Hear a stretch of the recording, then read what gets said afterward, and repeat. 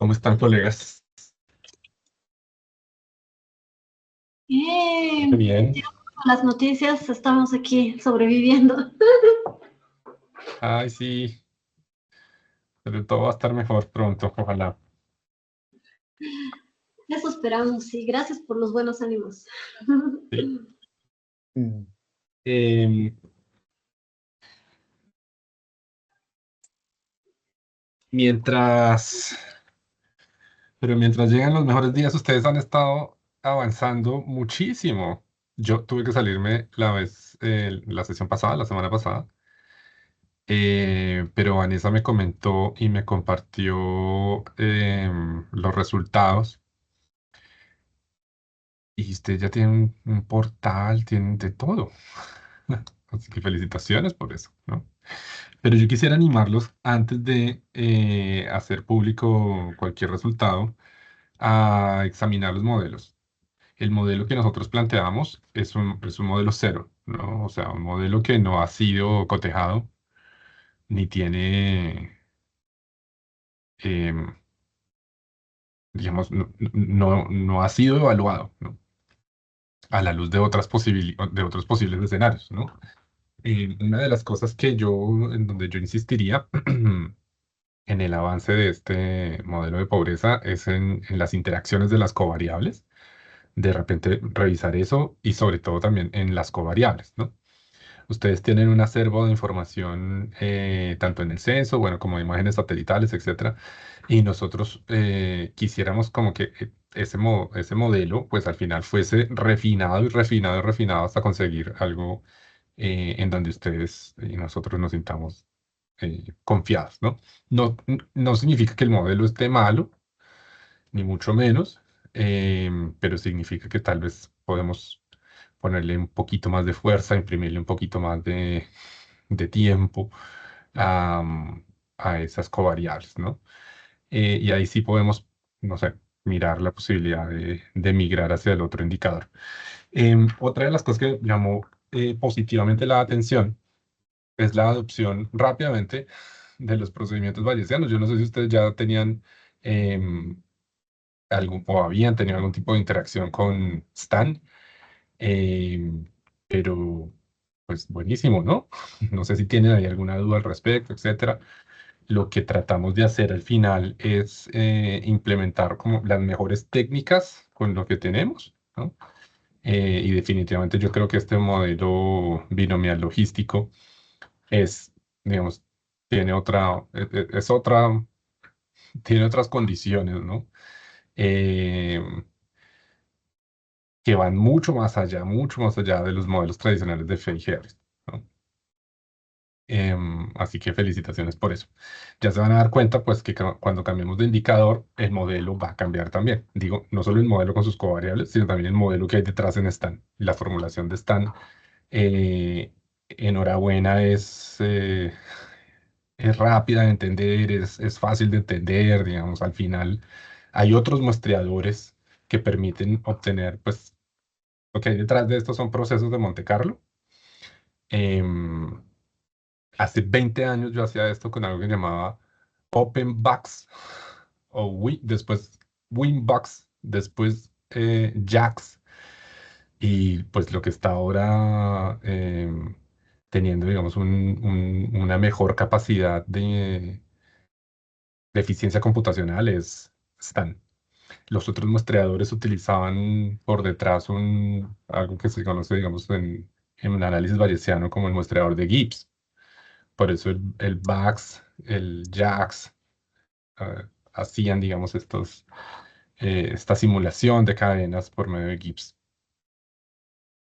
Gibbs es una técnica o más bien un algoritmo que aproxima bien distribuciones raras y desconocidas. Y Stan es otra cosa. Stan viene a revolucionar como el mundo de la estadística computacional, o más bien de la estadística bayesiana computacional, y tiene por detrás un modelo hamiltoniano, que es otra cosa. Ya el muestreador no es Gibbs, sino NATS.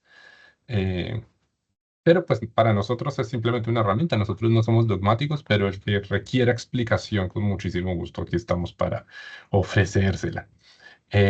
Así que de repente que en la documentación vale la pena mencionar esto, digamos, de que es una solución bayesiana, no es una solución frecuentista, em, lo cual nos tiene que motivar más, ¿cierto? Em, Podemos tener el pecho henchido de que nosotros somos usuarios de este tipo de técnicas. Y bueno, nosotros hacemos eso todo el tiempo aquí en CEPAL. Siempre estamos con lo bayesiano, siempre, siempre, siempre, siempre. Que para darle, digamos, un poquito más de una connotación, em, no sé si decir menos subjetiva, porque ese no es digamos, el adjetivo adecuado, em, o que descanse más en los datos y en la observación, digamos, más empírica. Entonces, por eso ajustamos siempre distribuciones previas no informativas, no informativas, lo cual nos va a llevar siempre a que nuestras estimaciones y predicciones se parezcan mucho a los resultados de un modelo frecuentista de ese mismo tipo, ¿cierto? Porque, digamos, nosotros simplemente estamos formulando un modelo. No es que el modelo sea bayesiano, sino que la estimación de esos parámetros, tanto de los efectos aleatorios como de los betas, se hace a través de digamos, de un paradigma bayesiano. Pero por supuesto que se puede hacer a través de un paradigma frecuentista. Ese mismo modelo se puede estimar de forma frecuentista. ¿Por qué lo hacemos bayesiano? Ah, para no hacer el bootstrap. Y ya, no es por otra cosa, ¿cierto? Porque el algoritmo, digamos, de la generación de las cadenas de Markov, de una vez implementa eso. Y entonces para nosotros es simplemente mucho más rápido, sencillo y eficiente tomar las cadenas y ejecutar digamos, las estadísticas de resumen que necesitamos ejecutar en vez de ponernos a hacer un bootstrap. Que eso, digamos, va por otro lado. Así que pues esos son mis comentarios. Estoy gratamente sorprendido con el trabajo que ustedes están haciendo, colegas. Muchas gracias por poner el logo tanto de UNFPA como de CEPAL, por supuesto. Para nosotros es muy importante que esta labor, digamos, sea difundida y que se reconozca, digamos, esta interacción que estamos teniendo. Y le doy la palabra a ustedes, colegas. No sé si tienen algún comentario.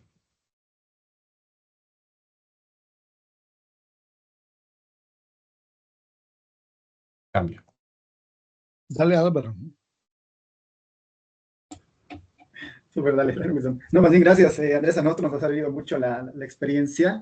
Como lo comentábamos al inicio, justo Wilson trabajó el inicio de los 2000 con el censo de ese año para hacer las estimaciones con el método Langiu. Entonces, era un desafío, digamos, porque estos métodos de SAE entendemos que han evolucionado a un ritmo impresionante a partir de la implementación de estos algoritmos, a partir de la explosión del paradigma bayesiano, y para nosotros ha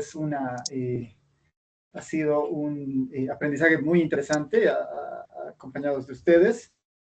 Y como lo comentaba el anterior igual, Carlos, como lo ha presentado, ya tenemos una primera aproximación, bueno, hemos hecho una aproximación al ajuste del modelo para pobreza extrema. En estos días he ido trabajando, incorporando algunas covariables adicionales del censo para ver cómo esto puede mejorar los coeficientes de variación dentro del modelo final. Ahí Wilson ha ido colaborando igual con la experiencia que tiene respecto a la incorporación de algunas covariables que creemos que puedan explicar muy bien el fenómeno de pobreza monetaria como el de pobreza extrema. Entonces, tenemos algún avance, y si quieren ahí Carlos igual les puede comentar lo que hemos ido encontrando, tal vez para igual ir cerrando este primer indicador, y sí, lo que nos interesa es ir avanzando a los próximos indicadores, ¿no? Eso por mi parte. Súper. Bueno, si quieres en esa línea, igual justamente comentar, hemos ido trabajando esta parte de las covariables, incorporando unas nuevas del censo que tenían que ver un poco más con algunas características de las viviendas que no habíamos incorporado previamente. Y aparte de ello, hemos hecho un análisis de estas covariables, tanto de sus distribuciones, como también hemos hecho algunas correlaciones con pobreza, en este caso con la pobreza que teníamos calculada por el NBI, que era previo, ¿no?, a la estimación. Entonces, hemos intentado aproximar más que todas estas covariables que tenían más relación, y de esta forma sí hemos conseguido mejorar el modelo. Por ejemplo, para pobreza moderada teníamos al inicio solamente 208 municipios que cumplían el criterio de tener un coeficiente de variación menor a 30, ¿no? Y hemos pasado de estos 208 a ahora 246, ya con esta incorporación de nuevas covariables. También hemos visto que covariables también no eran lineales y hemos incorporado, en este caso, algunos polinomios también. Y bueno, de esta forma hemos conseguido esta mejora, ¿no? Esto en cuanto a pobreza moderada. En cuanto a pobreza extrema, sí hemos tenido quizás un poco más de dificultades debido también a su medición, ¿no? Y también porque es un indicador que tiene proporciones mucho más bajas. Pero en este caso también hemos conseguido una mejora. Teníamos al principio, si no me equivoco, simplemente 30 municipios que cumplían este criterio del coeficiente de variación, y ahora tenemos 97 municipios, ¿no? Que tienen coeficientes de variación menores al 30%. ¿No? Y de todas formas, estas dos estimaciones ya están de alguna forma automatizadas para que se puedan ir directamente al dashboard y ya te han actualizado todo, ¿no? Entonces, bueno, sí, por esa parte no sé si quieres dar un comentario. Podemos ver los modelos. Sí, claro. Ahora les muestro.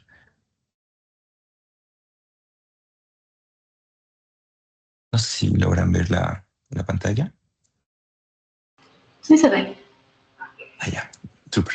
Bien, bueno, aquí rápidamente les comento. Hasta acá el código para la unión de nuestras covariables era exactamente el mismo. Eh, y acá lo que hicimos era, bueno, aquí agregué una pequeña línea simplemente para ver si alguna covariable tiene una varianza cero, simplemente para hacer una comprobación extra. Acá ya teníamos lo de la alta correlación que ya estaba incorporado previamente para ver la multicollinearidad. Y esto quizás lo puedo ampliar un poquito, ahora sí.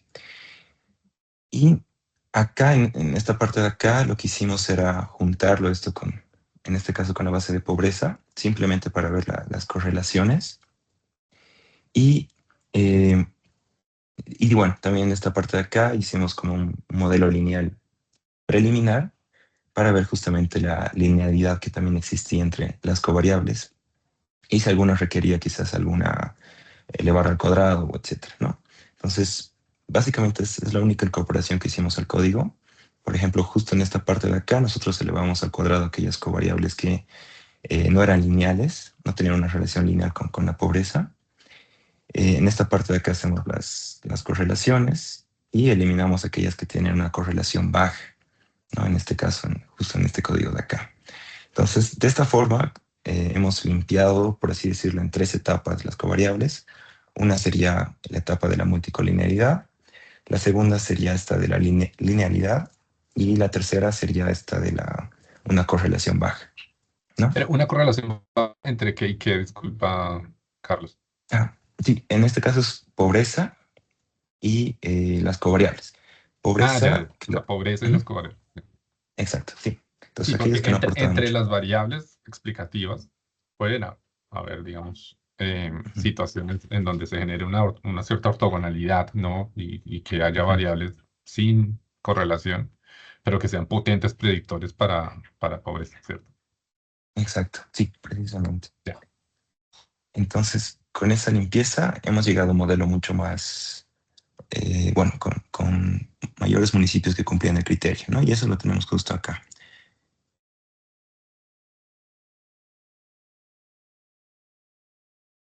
Está.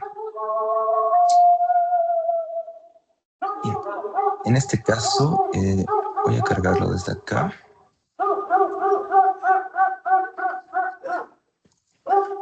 Correr esto. Antes de cargar el modelo acá. Cargar esto por si acaso. Y ahora sí. Ya. Quizás demore un poquito en cargar el modelo.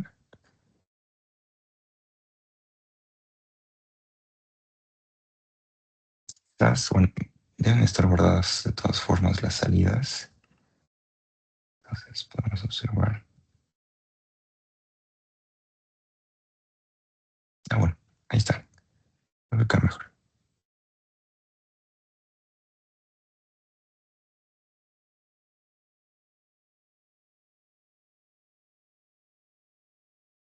Ya, perfecto. Entonces, bueno, primero las comprobaciones propias del modelo, ¿no? Como tal sería el RHAT. En este caso no tenemos ninguna que supere el 1.1. Entonces de esta forma sí garantizamos la convergencia. En este caso, cuando observamos la densidad con sus predicciones, sí todavía hay algunos, bueno, en este caso algunas cadenas que no están convergiendo así tal cual con la predicha. Y en el modelo sí tenemos una convergencia mucho mejor, ¿no? Y que en los otros casos. Pero donde sí he notado bastante mejor ha sido justamente en la parte del benchmarking, ¿no? Entonces, si corremos el benchmarking,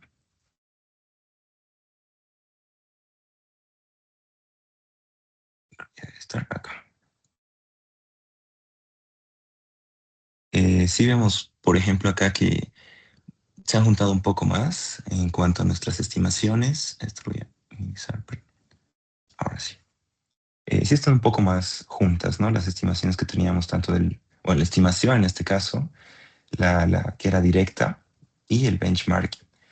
Y en este caso solo tenemos un caso que es el departamento de Potosí, que todavía la estimación está fuera del intervalo de confianza, ¿no? Pero Yo lo para veo los adentro, demás, yo lo veo adentro, Carlos, porque lo veo afuera. ¿sí?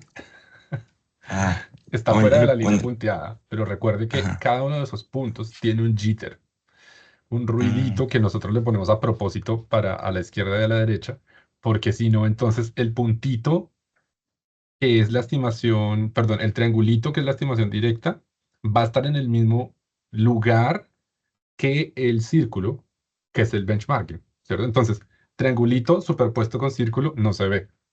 Entonces, ¿qué hicimos? Esta es mi culpa. Mi culpa heredada no es mi culpa, es la culpa de Andrés de hace 6 años. Yo de, ay, pongámosle un ruido horizontal, un ruido horizontal. Entonces, si nos vamos a Potosí, el cuadrado en realidad no está fuera del intervalo de confianza. ¿Sí lo ves? O sea, porque tiene un ruido, ¿no? Entonces, si pones ese cuadrado justo en la línea donde dice Potosí, en donde originalmente iba a ir, ¿cierto? claro. De repente está ahí adentro. ¿Lo ves? Mm, sí, justo en la punta, ¿no? Un Entonces, sí, poquito abajo. eso es, digamos, y si vuelvo a hacer ese gráfico, pues tal vez te sale más a la derecha o qué sé yo. Pero en realidad es para que la superposición del círculo y el triángulo no afecte, digamos, lo visual, ¿sí? Eso hay que cambiarlo, Vanessa, acuérdame de eso, porque eso hay que cambiarlo. Mira, el director de acá también tuvo ese, ese cuestionamiento. Pero bueno, ya una vez explicado, yo, si lo ves, yo creo que, o sea, está ahí, ¿cierto? Está ahí como que dentro, como que fuera, pero yo lo vería más adentro. Me parece que está más adentro que afuera, pero coincido contigo que es digamos, hay una mejor agregación acá. Ujú. Sí, justamente, ¿no? Y bueno, con eso terminaría por mi parte. No sé si quizás acá tengan un comentario. Esta sería la última salida. Y hay en realidad aquí 256 municipios que cumplen el criterio, ¿no? Que quizás lo podemos ver rápidamente. Ese criterio Eh, es como de coeficiente de variación, ¿cierto? exacto, sí. Veamos la tabla, Entonces, si puedes mostrarnos la tabla final claro. con todos los estimados o predicciones, si se quiere. Quiero ver una cosa. Aquí me quedó un poco mal. Esta sería la final, ¿no? En este caso, creo que aquí, no, perdón, aquí no está el benchmarking. Esto lo voy a correr otra vez rápidamente.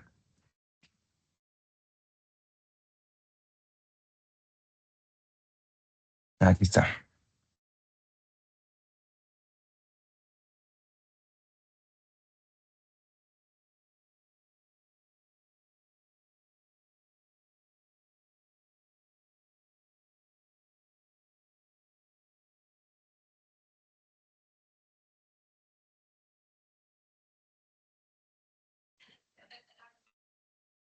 Si quieres ordenarlo de mayor a menor por el ND. Sí, ahí está. Ahora está justo en ese orden. Buenísimo. Vamos a mirar ciertas cositas, ¿no? Entonces, claro, cuando ordenas por ND, descendentemente, entonces, pues tienes los municipios más grandes, ¿no? Con una muestra de 4.400, eso es grande, ¿no? Entonces, nosotros queremos que el directo se parezca al del modelo, ¿no? Y el del modelo es 22, el directo es 22. el benchmarkeado es 21. em, ese benchmarkeado ahí 33, bueno. O sea, lo que yo veo es de cierta forma, espérate, no lo bajes, solo déjalo ya arribita. Y si quieres más bien como que agranda el panel hacia abajo, esa vaina, pero súbelo hasta todo arriba. Ya, y déjalo ahí Pues, para que no nos movamos. Entonces, en el municipio uno, el más grande, digamos, 4.465, no importa cuál sea, ¿no? A nosotros, no, eso es otra cosa, que aquí hay que separar al economista, que no es economista, sino al invest, no, el, el científico social que ve estos datos y aconseja tomar decisiones de política pública. Ese asesor que está en la mitad del ministro, ¿cierto? Y del técnico. Tenemos que separarnos, tenemos que tener los dos papeles al mismo tiempo, ¿no? Pero cuando veamos los datos, solo nos ponemos el sombrero del estadístico, del técnico, no el de acá, ¿vale? Porque aquí en estimación de las pequeñas, pues, ambas cosas son importantísimas, ¿no? Pero pongámonos el papel del técnico, ¿listo? Entonces, en el papel del técnico lo que uno dice, bueno, tengo 4.465 datos en esta encuesta. Eso es harto, ¿no? Piensen cuántas UPMs hay ahí, ¿no? Eso es harto, ¿no? Entonces el directo y el del modelo tienen que estar ahí cerquita. Entonces 22, 22, 35, 35, 36, 36, 51, 50, 40, 39, 31, 32, 28, 29, 34, 35, 30, 31, 42. La cosa funciona, ¿cierto? La cosa funciona ahí, ¿no? Ya cuando uno baja, ahí sí ya no sé. em, No, mentira, sí sé. Sí sé que no estoy buscando esa coincidencia, porque a medida que baja la muestra, entonces el estimador directo empieza a ser más impreciso, menos eficiente, y eso quiere decir más, con más varianza, ¿cierto? Con más varianza. Muy bien.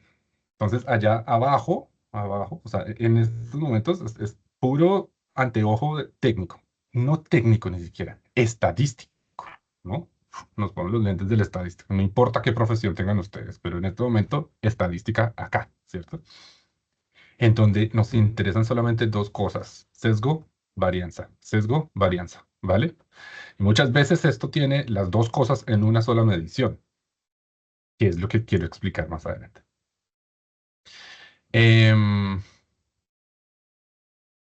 ya. Ahora, corre a la derecha si eres tan amable, por favor, manteniéndote en esos mismos municipios. Yo quiero ver ese coeficiente de variación, ¿vale? Entonces, mira, tú tienes estoy en el primer municipio, el más grande. Una muestra de 4.465 es un municipio grande. Ese estimador directo es bueno ahí. Diría yo que esta muestra es representativa de ese municipio, diría yo, pero no sé, no estoy muy seguro porque no he visto la metodología de la encuesta, de esa encuesta en particular, pero tiene una muestra muy grande, ¿no? O por lo menos hay muchos estratos ahí, ¿cierto? O por lo menos muy grande ahí. Pero dejémoslo en que esa cifra, el 0.22, no es cualquier cifra, ¿cierto? Es una cifra que va. Ahora miren el coeficiente de variación, 7.4, ¿no? El de abajo es 6.3, 7.7, 6.5, 10, 12, 16, ¿no? Este de 16, digamos, ya empieza a ser un poquito más grande, ¿vale?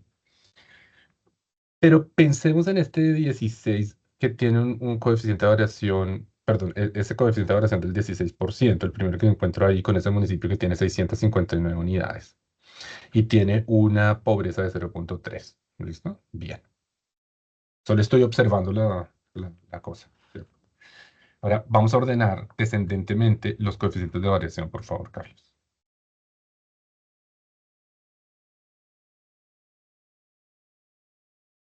Listo. Entonces, claro, ahí empiezan a aparecer ciertas cosas, ¿no?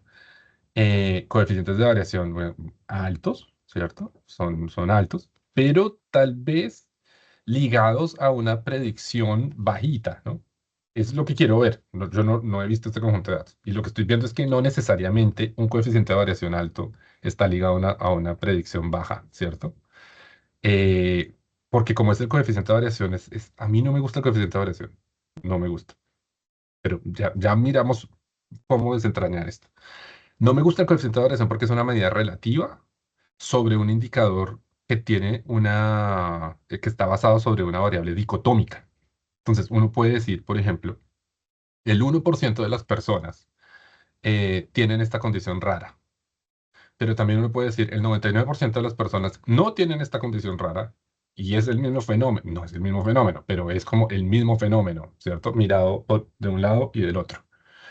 Nosotros escribimos en CEPAL un documento que se llama Criterios de Calidad, en donde criticamos el coeficiente de variación para proporciones, pues porque digamos, no nos lleva a una simetría en la decisión, ¿no? Entonces, con un coeficiente de variación alto asociado a un evento raro, yo rechazaría la cifra, pero si lo miro desde el otro lado, el evento contrario podría pasar los criterios de calidad solamente con el coeficiente de variación. Y es el mismo evento, pero con uno estoy diciendo este es bueno y con el otro estoy diciendo este es malo, ¿no? Entonces a nosotros nos gusta con respecto a las proporciones, nos gusta más eh, digamos, un criterio de calidad en absoluto, ¿no? El error estándar le hace, ¿ya? Porque el error estándar de una vez me está diciendo qué tan ancho va a ser el intervalo de confianza, ¿cierto? Ni siquiera el margen de error, el error estándar. Entonces, lo que podría pasar y que nos pasa a nosotros a menudo es que las predicciones que son bien bajitas van a dar como resultado unos coeficientes de variación grandes, ¿no? Pero no es porque la estadística esté mala, o más bien el estimador esté malo, el proyector esté malo, sino porque por la magnitud, ¿no? Del fenómeno, ¿no? Pero en este caso un 8%, un 10%, 10%, 38%, 16% no es alto, o sea que no es por eso. O sea que de repente sí estamos teniendo errores estándar bien altos, ¿no? Y como ya la proporción es una medida relativa y el error estándar está, digamos, es una medida absoluta del relativo, ¿se entiende? Yo no sé si vemos rápido, ustedes me avisan. El error estándar de una proporción es una medida absoluta, pero de la proporción que es una medida relativa, ¿cierto? Entonces, relativizar lo que ya está relativo vuela la mente, ¿no? Hay que tener, digamos, como mucha práctica para no estar ahí pensando, ¿será que este coeficiente de variación del 40% está asociado a un evento muy raro, etcétera? ¿Para qué eso si podemos tener simplemente el error estándar? Entonces, ese error estándar podrían ustedes computarlo y tenerlo ahí. Entonces, eh, en mi cabeza, digamos, basado en la experiencia, así como nadie le va a decir que 35% es el único umbral establecido por la Comisión de Estadística del mundo mundial en términos del coeficiente de variación y que si usted tiene una cifra con más del 35% de coeficiente de variación es una mala cifra. Eso no lo encuentra usted en ninguna parte, ¿no? Eso viene simplemente como de la experiencia, etcétera, y de que algunos institutos nacionales de estadística se han tomado, digamos, la libertad, por supuesto, ellos pueden hacerlo, de restringir la publicación de ciertas cifras a partir de un umbral. Nosotros también podemos hacer lo mismo. Y en SAE sí que eso no existe, o sea, en SAE menos. A mí me gusta más, una vez más, en vez del coeficiente de variación para las proporciones, el error estándar. Entonces, si con el error estándar yo puedo construir intervalos de confianza que no estén digamos, que no tenga una longitud mayor a 10 puntos porcentuales, para mí la cifra, digamos, se puede localizar, ¿no? El tema es localizarla, ¿no? Porque si mi estimación puntual me dice, ahí la pobreza en ese municipio de Bolivia es del 38,6%. Y cuando yo voy a ver el coeficiente de variación, bueno, el coeficiente de variación es del, no sé, 38%, ¿no? Y cuando yo voy a ver el error estándar,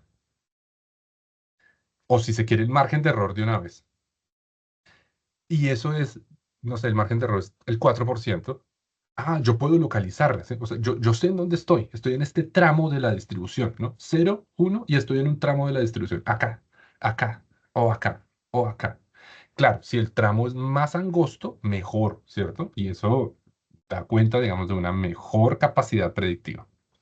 Si yo no puedo localizar la cifra, ¿cierto? Si me están diciendo, la estimación puntual es del 0,38 y su margen de error es de, no sé, 50%, eso quiere decir que la cifra está entre 0 y 100, ¿cierto? Entonces, yo no la puedo localizar, no la puedo localizar. Entonces eso ya deja de ser útil en términos de, y ahora nos cambiamos el sombrero, el, el intermediario entre el ministro y el técnico, ¿cierto?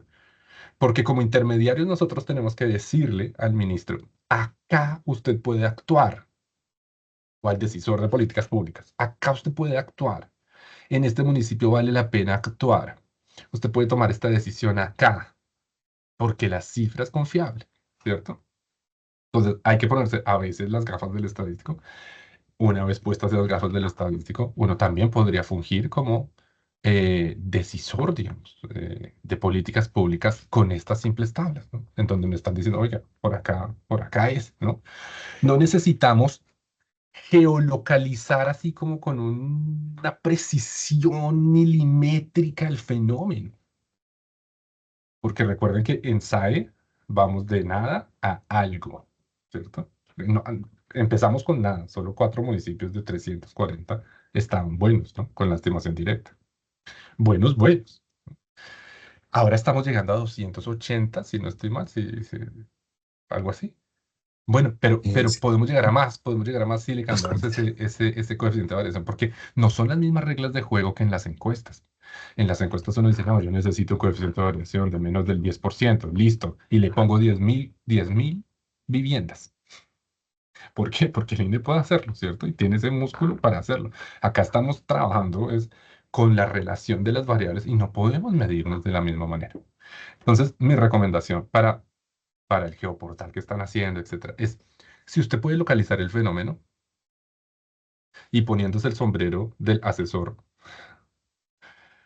eh, de planificación, digamos, usted puede tener, digamos, una visión integral de ese fenómeno localizado en un tramo de esa distribución, entonces la cifra sirve. La cifra sirve. Así tenga un coeficiente de variación del 40%, pero si usted lo puede localizar, la cifra sirve. Entonces, ¿cómo sabemos que yo puedo localizar o no? Bueno, si el margen de error es más del 5%, quiere decir que yo estoy digamos, a 0,1, ¿cierto? Y eso a mí, digamos, me localiza, ¿cierto? Me localiza. Estoy ahí localizando, ¿no? Yo haría más como un análisis de esos errores estándar o márgenes de error en términos de la construcción de intervalo de confianza, más allá del coeficiente de variación, porque además ese coeficiente de variación, eh, bueno, está recogiendo ahí muchas cosas, ¿no? Puede ser que al final, puede ser que al final los resultados y las conclusiones sean las mismas, ¿cierto? Pero no desperdicien ninguna cifra. Si ustedes pueden localizarla, eso sigue siendo valioso, ¿vale? Sigue siendo valioso. Eso es lo primero que quiero decir. Em, Muy bien. Y ya, eso quería decirles. Entonces, yo los invito a hacer, digamos, como parte del script y del juzgamiento de la calidad de esto, un nuevo análisis sobre el margen de error, ¿no? Sobre el error, que es lo que usted le suma, o sobre la amplitud del intervalo de confianza al 95%, si se quiere. Ya. Si esa amplitud es de más del 10%, ya está como muy ancho, ¿cierto? Pero si está ahí en el 10%, independientemente del fenómeno en donde esté, es que se puede localizar, ¿cierto? Estamos acá o estamos acá en este tramo de la distribución. Y ahí, como el decisor de política pública, no importa, o sea, digamos, si la pobreza en un municipio es 87% o 92% o 78%, es la misma cosa, ¿cierto? Para él, ahí, dice, ahí tengo que actuar, tengo que hacer algo, ¿cierto? Ahí podríamos hacer algo. Ahí yo me focalizo, ¿cierto? Entonces, si uno puede localizar el fenómeno en el tramo de la distribución, la cifra sigue siendo bien, vale. Em, bien, bien, bien, bien, muchachos, está muy bonito. Muy bonito, muy bonito. Súper, súper. Mira, yo creo que es bien valioso lo que nos estás diciendo. Claro, en Bolivia también, aparte de los decisores centrales, digamos, de los gobiernos, digamos, del gobierno central, hay muchas municipalidades, digamos, cada una de estas líneas, que miran bien sus datos y se comparan con sus vecinos, por ejemplo, ¿no? Entonces, claro, hay que ir con cuidado para ver si estoy mejor, peor que mi vecino, si tengo más cosas. Es decir, van a ver uno o dos o más indicadores y no importa. O sea, hay que explicarles el error, pero ellos igual van a como fijar su punto también, ¿no? O sea, van a mostrar interés. Y hay muchos municipios que son muy ávidos de estadísticas. Hay otros que no, por supuesto, tienen bajísima capacidad, pero hay unos cuantos que están mirando alrededor de cómo están evaluándose alrededor de sus cifras y también sacándole rédito político o, digamos, de su gestión, ¿no? Entonces sí va a haber, creo, mucho de esto y es necesario hacer una buena explicación, bien didáctica de lo que nos estás diciendo, ¿no? Gracias.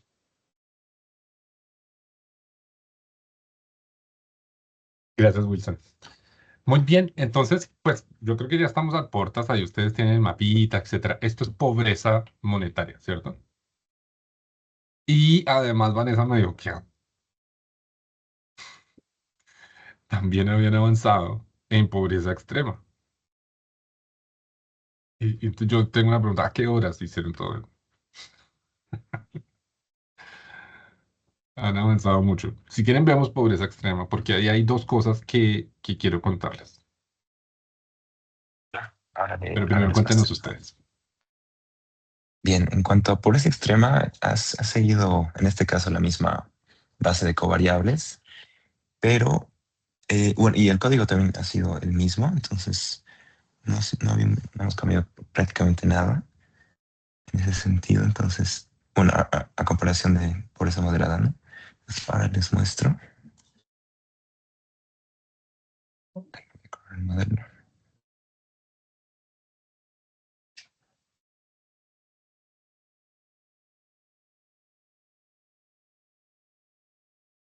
Ahí está. Perdón. Creo que aquí me da un error tenía que cargar una carpeta. Pero bueno, de todas formas, igual les muestro acá los resultados. En este caso, igual tenemos un RHAT que cumple justamente el criterio de que no supere el 1.1. Y bueno, de todas formas, también antes de esto, también tenemos acá la convergencia de justamente las cadenas. Y también tenemos el gráfico de densidades, ¿no? Que bueno, también tenemos unas cadenas que no están convergiendo tanto con esta que es la predicción. Y, perdón, perdón, esto era la varianza. Y en cuanto al benchmarking, que justo lo volví a calcular al mediodía, sí hay un poco más de divergencia en los departamentos, ¿no? En este caso, para pobreza extrema. No sé si acá quizás quieran tener algún comentario.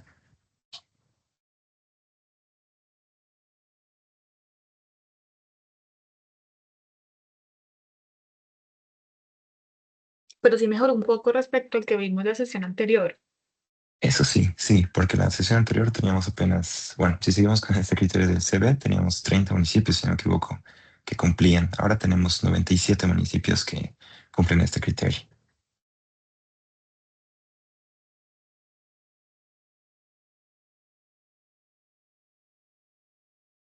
Son las mismas covariables del modelo de pobreza, con las Sí, mismas son las mismas. transformaciones y todo. Sí, son exactamente las mismas.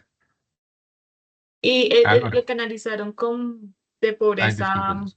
moderada con las variables, lo hicieron también con la de pobreza extrema. No, en este caso no, es directamente con pobreza moderada esa comparación. Quizás sí valdría la pena hacerla con extrema, ¿no? Eso lo puedo hacer la prueba. Sí, porque ahí nuestra Y cambiaría y de pronto Mm, las correlaciones, también pueden haber correlaciones no lineales en otras variables que no nos dieron con pobreza moderada. exacto, sí. Súper. Álvaro tiene la mano levantada.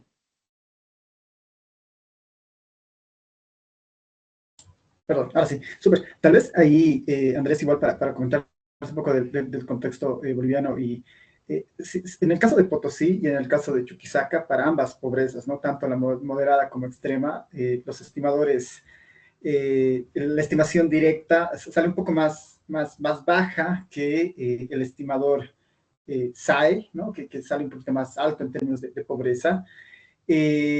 Ahora, ahí yo pensaría que esa diferencia es justo en estos dos municipios que son, bueno, en estos dos departamentos que son los departamentos que tienen más altos niveles de pobreza en el país. Y hay una característica interesante ahí, es que el INE, en términos de sus diseños muestrales en los últimos años, un poco ha priorizado más UPMs urbanas que rurales. Entonces, mucha información del área rural, que prácticamente son las áreas que tienen mayor pobreza y están concentradas en esos municipios, están más presentes, ¿no? Entonces, yo ahí pensaría que, bueno, el estimador directo tiene un poco ese problema del diseño que Línea hace, que se prioriza más lo amanzanado que lo rural, ¿no? Siendo que en esos dos departamentos el componente rural es mucho más fuerte. Y las covariables justamente están un poco reflejando aquello y hacen que en ambos casos el estimador SAE esté muy por encima esté por encima del estimador directo, ¿no? Ese es un poco como comentario, porque ese fenómeno está ocurriendo específicamente en esos dos municipios en particular, bueno, en esos dos departamentos, perdón, y creo, bueno, de mí por lo menos la sospecha es esa, ¿no? Que en el diseño muestral que el INE ha ido haciendo últimamente, entonces se ha ido priorizando más áreas amanzanadas que dispersas, y eso un poco va en desmedro de esos cálculos de estas zonas, ¿no? En particular. Eso como comentario, ¿no? Buenísimo. Sí, lo que pasa es que ahí, don Álvaro, la estadística oficial es esa, ¿cierto? Entonces, sí, uno podría sospechar y es bien valiosa la sospecha. Pero una cosa es, digamos, la asignación de UPMs a las zonas urbanas o rurales. Y otra cosa es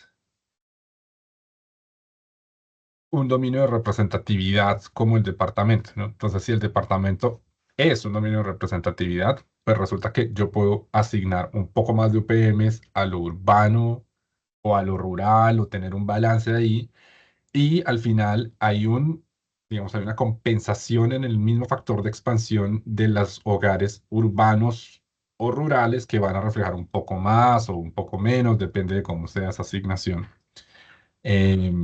Y ahí digamos que hay un trade-off entre unas marginales, porque el INE tiene que proveer estimaciones no solo departamentales, sino también urbano-rural, ¿cierto?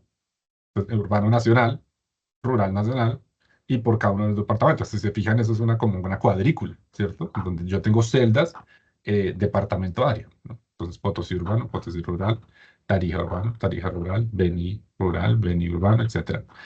Y entonces yo tengo que completar un tamaño de muestra en cada uno de los departamentos, pero también en cada una de las áreas, ¿no? Y no existe una solución óptima para resolver eso. No es como en muchos problemas de estadística y de economía, en donde uno le pone un lagrangiano y entonces uno dice, bueno, o tengo un problema de optimización lineal o no lineal y yo optimizo, ¿no? Esta cosa no va así, digamos, no se resuelve con ese tipo de técnicas de optimización. Lo que sí uno sabe es que al final, si yo necesitaba, por ejemplo, un cierto tamaño de muestra para el departamento, y lo cumplo, entonces estoy seguro, digamos, que ese tamaño de muestra me va a llevar al insesgamiento, ¿no? Al insesgamiento. Y eso es lo que tenemos acá, digamos, estimadores insesgados, que son esos puntitos. Pero, digamos, la reflexión digamos, sí puede dar lugar, digamos, a repensar, ¿no? Lo que está haciendo el INE ahí en esos departamentos, pero yo diría que no vamos a obtener un resultado, digamos, más amplios que estos. Bien. Ahora, si ustedes se ponen a pensar, a mí me quedó sonando algo. Vamos a ver la tabla, por favor. Bueno, pero no, quédate ahí en el gráfico. Del gráfico yo ya lo vi así. quitándole el jitter, y me parece bien, creo que todo está sobre, digamos, contenido en los intervalos de confianza, incluso este punto de Potosí azul, lo que sí está es bien amplio ese intervalo de confianza en Potosí, ¿no? Si se fijan. O sea que el error estándar de Potosí de la estimación directa, o sea, esto va desde el 16% hasta el 26%, ¿cierto? Más o menos, de pobreza extrema. Es amplio, es amplio, es amplio. Em, bueno, en fin, ahí caen los puntitos y bueno, uno quiere llegar allá. Pero no sé, digamos, no sé si uno quiere llegar allá. ¿Ustedes qué dicen, no? Es decir, porque la encuesta está supeditada a unos, digamos, a un paradigma y es que la estimación directa es representativa de esos departamentos. Pero cuidado, ¿cuál estimación directa, no? Porque ustedes abren la metodología del INE de esta encuesta. ¿Esta cuál es? ¿La encuesta de hogares o la N? Hogares. Sí, Hogares, hogares. Y entonces ahí les dicen, bueno, la variable de diseño es tal variable de diseño, que puede ser pobreza, no sé cómo, o es pobreza extrema. No creo que sea pobreza extrema porque los intervalos están muy amplios, ¿no? Entonces uno dice, bueno, esta metodología de esta encuesta me garantiza que los resultados son precisos y son confiables para tal variable en tales dominios. Ojo con eso, ¿no? Ojo con eso. Y entonces ahí va un puntito para Álvaro con esta reflexión que acaba de hacer, ¿no? Puede ser que para pobreza extrema, lo que estamos viendo aquí en este gráfico es que los intervalos de confianza son muy amplios y puede ser que por ahí no funcione tan bien la cosa. No estamos diciendo que la calidad es mala, pero los intervalos de confianza que están amplios, ¿vale? Y tal vez uno quisiera intervalos de confianza más angostos, ¿cierto? En lo directo. ¿Qué hay que hacer para eso? Subir las UPMs del departamento, digamos, el número, subir el tamaño de muestra, pero eso no depende de nosotros. Lo que sí depende de nosotros es benchmarkear o no. Eso depende de nosotros, es una decisión que ustedes tienen que tomar. Yo me lo pensaría un poquito, o sea, por defecto sí, ¿no? Por defecto sí. Pero, no sé, mire, en La Paz se nos sale la estimación directa, se nos sale la estimación SAE, ¿sí la ven? En La Paz, La Paz se sale. Ese puntito azul no está en el intervalo de confianza ahí. Entonces, o se consigue un mejor modelo, y ese es un punto también que quiero decir, es que, claro, pobreza no es lo mismo que pobreza extrema, no es el mismo fenómeno, no es el mismo fenómeno. Puede ser que para pobreza extrema las covariables necesiten ser revisadas. No es porque no es el mismo fenómeno. Es diferente. Es diferente. Digamos, tanto contextualmente como estadísticamente, puede ser que las relaciones que se tenían en un fenómeno ya no se tengan en el otro, a pesar de que el otro sea un subconjunto grande de este, ¿no? Entonces, no necesariamente es lo mismo. Yo les invitaría a revisar otra vez ese modelo de pobreza extrema y, y tratar de conseguir covariables en donde todos, absolutamente todos los puntitos azules estén contenidos en el intervalo de confianza, más para La Paz, ¿cierto? Uno diría, bueno, para La Paz, ahí La Paz es importantísima. Entonces, ¿qué porcentaje de La Paz es urbano? Debe ser la mayoría, ¿no? O no, o estoy equivocado, disculpe.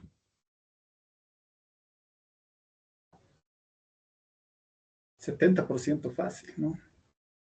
Urbano. Ya. Y Sí, está en el miremos otra PROMEP. vez este modelo de pobreza extrema porque es que no necesariamente se van de la mano, ¿cierto? Puede ser que haya predictores en pobreza extrema que sean diferentes a los de pobreza. Entonces, hagan de cuenta que este es otro modelo, otro fenómeno, otra cosa. Muy bien. Vamos, por favor, a la tabla, Carlos.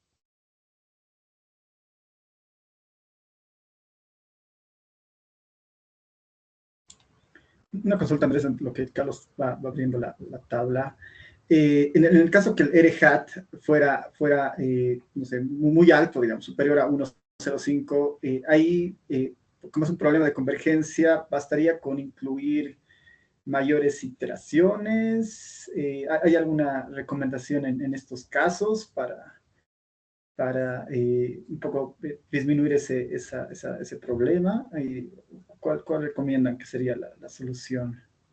En general, yo diría, hay que subir las interacciones, las iteración, pero no subirlas por subirlas, sino también recortar, empezar a recortar, ¿no? Entonces, por ejemplo, yo quiero que tener convergencia, ¿cierto? Pero mientras converge, supongamos que va bajando, bajando y por acá quedó la cadena, ¿no? Entonces, este pedazo grande, ¿no? Convergió en la realización 20.000, ¿no? Bueno, de la 0 a la 20.000 eso no me sirve. Pues me toca cortar de la 20.000 a la 21.000, quedarme con esas 1.000 en donde ya convergió el fenómeno y quedarme con eso. Entonces, es como una cosa así. Ahora, otra cosa importante es la correlación entre estas cadenas, ¿no? O entre las realizaciones de las cadenas que yo puedo converger. Porque uno quiere una muestra aleatoria. Una muestra aleatoria, por definición, es una sucesión de variables independientes e idénticamente distribuidas. Y el primer adjetivo es independientes. Entonces, como una depende de la otra, porque obviamente por construcción es así, ¿no? En los algoritmos. Entonces hay que también esto se llama thinning, si no estoy mal. eh, Supongamos que yo me quedé con estas 1.000, pero voy a coger una sí, una no, una sí, una no, una sí, una no, para quitar la autocorrelación parcial. Hay varias, digamos, soluciones que se pueden hacer para, para que tengamos un RHAT ya bien. El problema del RHAT se ve más que todo en la convergencia del sigma para los efectos aleatorios. No tanto como en los betas, pero más en los sigmas. Ya miremos por favor. Ah, exactamente. Entonces, mira, 0.029, 0.031 y el benchmarkeado ya lo baja al 2.4, ¿no? 53, 54 y el otro a 60, al 6%, ¿no? 5.3, 5.4, 6, 7, 4, 7, 5. Una reducción bastante significativa. Y ahí, ¿eso qué les dice a ustedes, muchachos, colegas? Digamos, este 3.700 tiene 3.700 de tamaño de muestra, ¿no? O sea, investigaron a 3.700 personas. No sé si son personas u hogares, pero no importa. 3.700 es harto, ¿no? Y el directo les da 7.4. El modelo les da 7.5, lo cual es una maravilla. Yo no dejo de asombrarme de eso, ¿no? Porque, bueno, el directo les da 7.5. Hacemos la corrección del benchmarking, 5.9. De 7.5 a 5.9 hay 1.5 puntos, ¿no? Es grande. Y nos estamos alejando de lo que queremos, ¿no? Al final. ¿Se entiende ahí el problema? Yo me río, colegas, pero es pura risa nerviosa porque es que esto es así en SAE, ¿no? En SAE uno dice, bueno, tengo un problema de tamaño de muestra, ¿no? Pero justo tengo 4 municipios que tienen una buena muestra y en donde yo sé que mi estimador SAE debería estar bien cercano al directo, si es que tengo un buen comportamiento, digamos, en el modelo, en las covariables, etcétera. Eso es lo que yo quiero, ¿cierto? Y lo logré. Ahora, para mejorar todo y refinarlo más, puedo hacer un benchmarking por departamento. Y lo hago. ¿Y qué sucede? Desmejoro ese, ese municipio de 3.767. A este modelo le hace falta más trabajito porque todavía se tienen esas inconsistencias. ¿Sí o no? Carlos, Álvaro, Wilson, hay que darle más a este modelito. Hasta que no pasaba eso en pobreza relativa. Yo me fijé. Pero aquí sí, ¿no? Entonces, un poquito más de trabajito a eso. Y de repente que por más trabajo que ustedes le impriman a esto, em, no vamos a salir de la disyuntiva. Se mejora una cosa, se empeora otra cosa, ¿qué hacemos, no? Em, Ahí también uno podría decir, bueno, ¿saben qué? Decido no hacer un benchmarking. También es posible, ¿vale? Yo quiero darles tranquilidad en cierta cosa. Bueno, tengo este artículo acá que de Gary Data, Malay Ghosh, Rebecca Steers y Jerry Maple. Se llama Bayesian Benchmarking y mientras lo busco,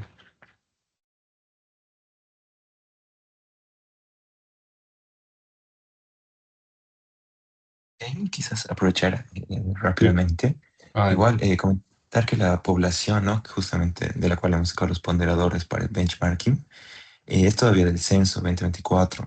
Eso todavía no, creo que no nos pasaron todavía la de la encuesta, ¿no? La proyección de población. Entonces quizás con ese ajuste tal vez pueda variar un poco, ¿no? Puede ser, sí, puede ser. Ahí no, revise. Pero de partida yo les digo, si tomaron las mismas variables de pobreza de una vez, están diciendo que hay oportunidades de mejora en esas covariables para pobreza extrema.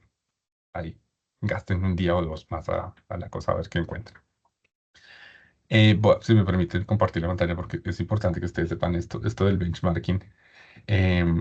Digamos, nuestro artículo con el cual nosotros fundamentamos esta escogencia del benchmarking. Se llama Bayesian Benchmarking with Application to Smaller Estimation, salió en test. Y es de Gary Data, que es un profesor de Georgia, Malay Ghosh, que estaba en Florida. eh, Ella es de Carnegie Mellon y Jerry Maples es del Buró de Censos. Y lo que quiero mostrarles es solamente una fórmula, que es esta, ¿no? Ellos tienen un teorema. Entonces dice el minimizador teta BMI, BM, benchmarking, es este, ¿no? Y básicamente esto es lo que nosotros estamos haciendo, ¿no? Es decir, nosotros tenemos como un ajuste multiplicativo y esto es lo que nosotros estamos haciendo. Y este teorema, que obviamente yo no lo voy a, no voy a profundizar en eso, pero ese teorema nos garantiza que dos cosas. Uno, que es el minimizador sujeto a esta restricción, es la restricción del error cuadrado medio, pero bayesiano, ¿no? Entonces,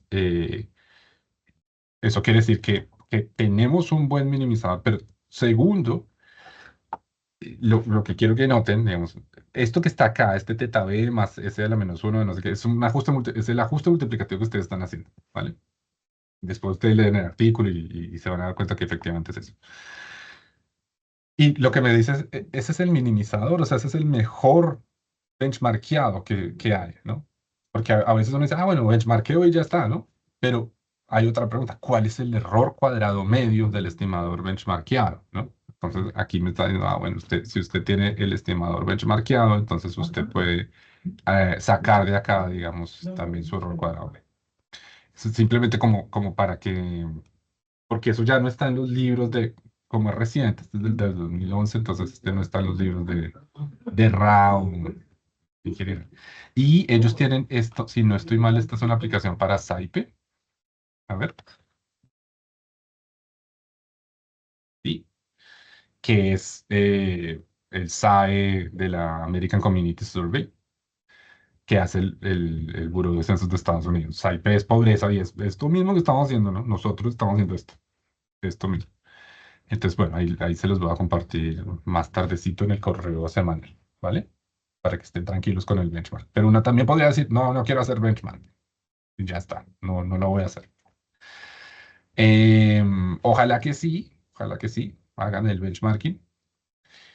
Si es que encuentran un modelo que satisfaga nuestro requerimiento en términos de calidad para pobreza extrema, ¿no? Fíjense que ya es el segundo modelo, o sea, ya es el segundo indicador. No es lo mismo pobreza que pobreza extrema, ¿vale? La tercera cosa que Vanessa me comentaba es que puede ser que, como son dos modelos independientes, en un municipio haya una proporción mayor de personas pobres extremas que pobres relativas.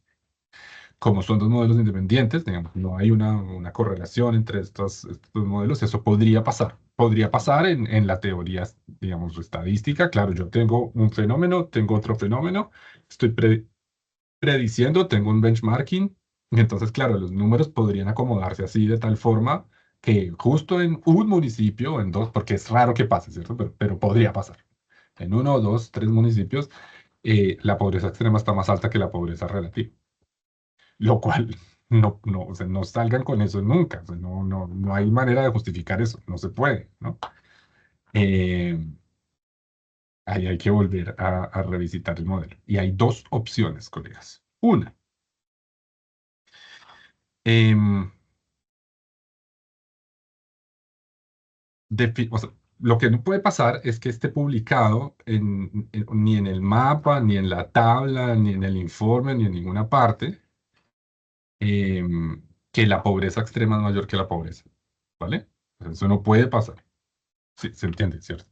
Bueno.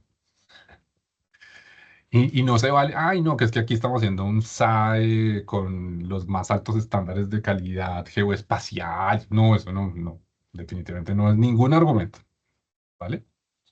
Entonces uno puede hacer justo para esos casos unas revisiones, ¿no? Entonces lo primero que yo haría es revisar qué pasa con los estimadores antes del bench. Antes del bench. ¿Será que es una cuestión del bench? Claro, porque como es un ajuste multiplicativo, como que puede arrastrar, ¿no? Y justo en un municipio puede arrastrar más que en el otro. Entonces, antes del bench, ¿vale?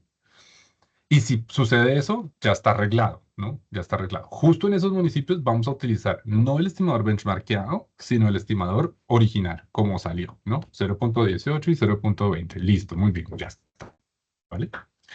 Si persiste la cosa, entonces pueden hacer otra, digamos, otra modificación, otro ajuste, y es tratar de emparejar las pobrezas, ¿cierto? Si tienen datos de la encuesta, entonces miren qué porcentaje de pobres extremos son también pobres, y si los datos empíricos lo apoyan, entonces podemos ir por ahí. Si no, porque el municipio no salió en la muestra, entonces ya nos toca pues hacer eso, pero bueno, hay que poner un asterisco a eso, un asterisco grande, ¿no? Un asterisco grande como, y de una vez este dato no es confiable, ¿vale? Así tenga el coeficiente de variación del 0.04%. No, eso no es confiable.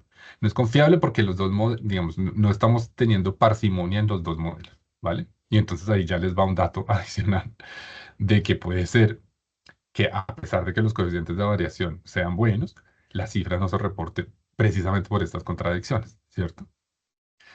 Em, pero primero yo me iría, digamos, antes del bench, porque el bench tiene es toda una tensión en el benchmarking, ¿no? Uno trata de acoger un benchmarking para arreglar las cosas, pero daña otras, ¿no? Daña otras. Bien, si nada de esto funciona, si nada de esto funciona, entonces uno puede hacer una ampliación, una ampliación del modelo y puede modelar ambas cosas en un solo intento. Porque ustedes se fijan, una persona puede ser pobre extrema, pobre relativo, sí, sí, digamos, o sea, haciendo, digamos, una partición. Puede ser no pobre, o puede ser pobre relativo, digamos, perdón, otra vez, puede ser no pobre, puede ser pobre extremo, o puede ser el complemento de estas dos cosas, ¿cierto? Que yo no sé cómo llamarlo, o sea, no sé, eso tiene algún nombre en economía, digamos, que no, los que están en la mitad, como vamos a llamarles pobres moderados, ¿sí? Si me permiten la acepción. Pero simplemente estoy diciendo como que uno podría partir esto en en una variable multinomial de tres categorías. O es pobre extremo, o no es pobre, o está en la mitad, ¿cierto? Es pobre, pero no es pobre extremo, ¿cierto? Y entonces eso conforma una partición. La unión de estos tres subconjuntos me da como resultado toda la población. Y la intersección de estos tres subconjuntos es vacía, ¿vale? Y una persona solo puede estar clasificada en uno de esos estados. O es pobre extremo, o no es pobre, o es pobre, pero no pobre extremo, ¿cierto? Está aquí, digamos, como en mitad. Se llama un modelo multinomial, colegas, que en particular nosotros lo utilizamos para hacer todas las estadísticas del mercado laboral, las hacemos con este tipo de modelos multinomiales. Y ahí tenemos una partición. Entonces, claro, filtrando por mayores, digamos, por personas que puedan trabajar, ¿no? Quitamos a los menores de edad. Entendiéndose, digamos, cada país tiene sus definiciones nacionales, ¿cierto? Entonces, algunos filtran por mayores de 14, otros por mayores de 15. Bien, todo lo que esté ahí en la fuerza de trabajo entra, y ahí solo hay tres clasificaciones posibles: inactivo, desempleado y ocupado. Desempleado, empleado e inactivo. Ya está. Y de ahí, de la conjugación de esas cosas, entonces yo tengo muchas estadísticas del trabajo, ¿cierto? Yo puedo hacer la tasa de desocupación.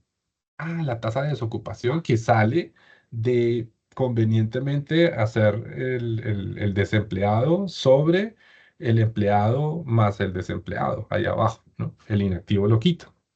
Pero primero estimulas esos tetas, digamos, esos parámetros allá. Ah, también puedo hacer la de ocupación. Ah, la de ocupación, que es otra cosa. Ah, y también puedo hacer la tasa de participación. Ahí en el stand lo hago, en Generated Quantities. Entonces acá uno puede decir, de forma más sencilla, tengo tres estados y tengo pobre extremo, no pobre, y pobre pero no pobre extremo.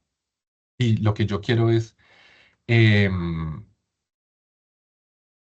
estimar la probabilidad o la proporción, si se quiere, o la probabilidad de que una persona o un hogar en un determinado municipio sea parte de uno de esos grupos, ¿no? Entonces tengo una distribución multinomial. Y entonces ya no va a tener un P, sino que va a tener P1, P2, P3 para cada municipio. P1, P2, P3. Bueno, obviamente como P1 más P2 más P3 tiene que ser igual a 1. Y cada uno de estos P's a su vez están entre 0 y 1, son mayores que 0 y menores que 1. Entonces nunca, nunca de los nunca, jamás la pobreza extrema va a ser mayor que la pobreza. Pero ese es un recurso último que me gustaría compartirlo con ustedes, pero no sé, después, ojalá que podamos hacer este de pobreza y pobreza extrema individualmente y que nos cierren las cosas, pero puede ser que para uno o dos municipios no cierre. Igual si ustedes quieren hacer, porque ustedes estaban interesados también en fertility, ¿cierto? Y en mortalidad y en otras cosas. Esto de la multinomial no tiene vuelta atrás, o sea, hay que acogerlo. La mayoría de parámetros que cuando uno lo ve, digamos, de una forma más general, son parámetros de una distribución multinomial, ¿no? De hecho, la binomial es es un caso particular de la multinomial, ¿cierto? Aquí yo tengo una binomial, yo tengo o es pobre o no es pobre, ¿cierto? Bueno, si yo puedo hacer una binomial, puedo hacer una multinomial perfectamente, ¿cierto? Y lo que hacemos nosotros en el caso de las estadísticas del trabajo es multinomial. Yo diría que hay como tres grandes modelos acá en SAE, eh, que son digamos, los continuos, los binomiales y los multinomiales. Sí, y ojalá podamos hacer más cosas ahí. Todo depende de Carla, del UNFAC y del tiempo en que nosotros tengamos acá, ¿vale? Em, mi consejo es, ya tiene un trabajo muy adelantado en pobreza, si se quiere, podemos decir que eso ya casi está cerrado. Ahora vamos a pobreza extrema. Comparemos esas dos cifras en cada uno de los municipios, porque no pueden no compararse, tienen que ser consistentes, tiene que haber una cohesión, ¿cierto? En esas estimaciones. Y encuentren el mejor modelo, ¿sí? Encuentren el mejor modelo. Si definitivamente dicen, no, hay 40 municipios en donde pobreza extrema me da mayor que pobreza, bueno, entonces vamos con el modelo multinomial y ahí ya está arreglado por definición, uno no puede ser mayor que el otro, ¿cierto? Em, claro, porque al final a mí no me interesa reportar, a mí me interesa reportar los pobres extremos, pero nunca me interesa reportar los pobres pero no pobres extremos, no, a estos se los sumo con estos. Entonces, pobreza relativa siempre va a ser mayor que pobreza extrema en ese tipo de modelos multinomiales. Pero eso ya es ampliar el scope de nuestra investigación, pero ojalá, o sea, ojalá podamos llegar hasta allá. Ya, uy, yo creo que me extendí mucho con los comentarios. No sé si ustedes quieren mostrar algo más o tienen alguna pregunta o Vanessa quiere ampliar. No, creo que ya por eso y por eso extrema, pues lo que vamos que en la reunión pasada es que ya USPA y ARIO como que mejoraban el modelo, pero la idea es que podamos avanzar con el siguiente indicador, que no sé cuál es. Entonces, no sé si el equipo de USPA y ARIO nos cuenta de lo siguiente. No, bueno, antes, gracias Andrés y Yuri y Vanessa, obviamente, por el apoyo. Creo que Sí hay algunas cosas que revisar todavía, ¿no? Sobre todo en pobreza extrema, entonces tal vez el equipo puede trabajar en eso un poco más, pero también queríamos ir ya preparando un poco las bases para iniciar con los indicadores de salud sexual reproductiva, ¿no? Teníamos varios ahí, pero pensábamos priorizar un par, digamos, por lo menos para entender bien la metodología, todo el proceso, ¿no? Necesidad insatisfecha en planificación familiar, por ejemplo, es uno de los indicadores que deberíamos incluir en este grupo y alguno más, y ver en cuánto tiempo podemos desarrollar el modelo para hacer las estimaciones para estos indicadores, ¿no? Y luego avanzar hacia fecundidad. Esa sería un poco la idea de los siguientes meses que tenemos por delante.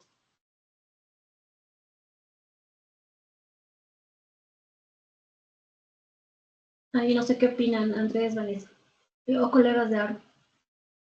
Nosotros no opinamos, sino lo que ustedes opinen. Para donde ustedes quieran y nosotros vamos. A ver, yo sugeriría, a ver, ¿qué opinan Álvaro, Will, Carlos? Es que le demos una vuelta más al modelo de pobreza extrema y al de moderada también, ¿no? O sea, hay que darle una vuelta más. Tal vez la siguiente sesión podemos tener alguna revisión, revisando variables, haciendo algún ajuste. Y ya tal vez ahí ustedes, Andrés y Vanessa, nos pueden ayudar con un primer pantallazo de cómo tendríamos que armar las bases para los dos indicadores de salud sexual reproductiva. O empezamos con necesidad insatisfecha, planificación familiar. Podríamos avanzar con ese indicador y como hemos hecho con pobreza, ¿no? Nos van dando las bases más conceptuales, teóricas, qué deberíamos incluir en este modelo, porque es otro modelo el que se usa, ¿no? Ahí creo que vamos a ir ya no por área, sino por unidad, si no entendí mal.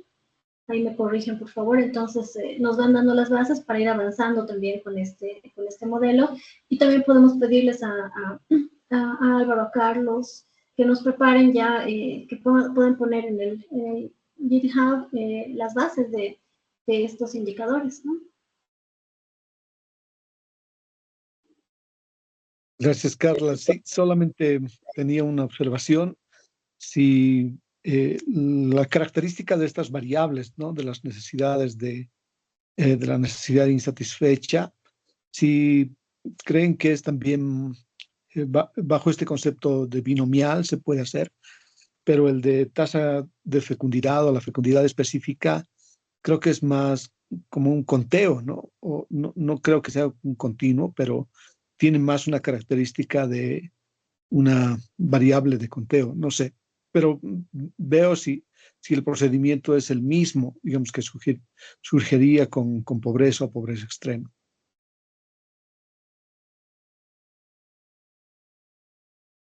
Sí, son cosas diferentes. Em,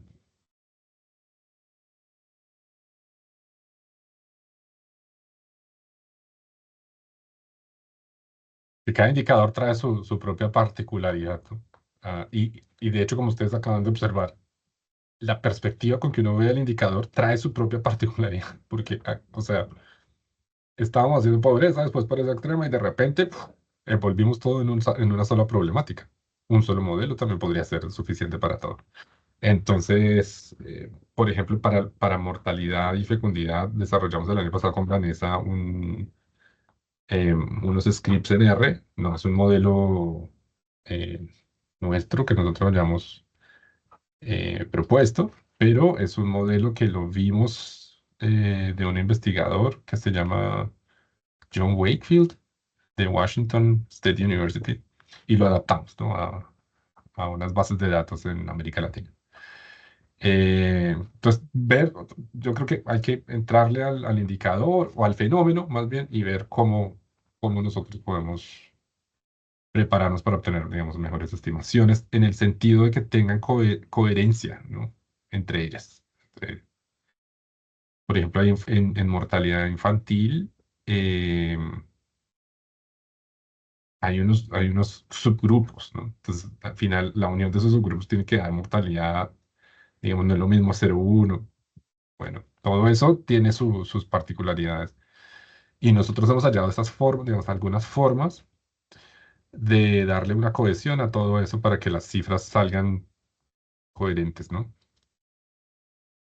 Pero vamos paso a paso, si quieren, yo también propongo lo mismo que Carla. Miremos este de pobreza extrema, el otro en la siguiente sesión y ahí ya avanzamos hacia lo siguiente.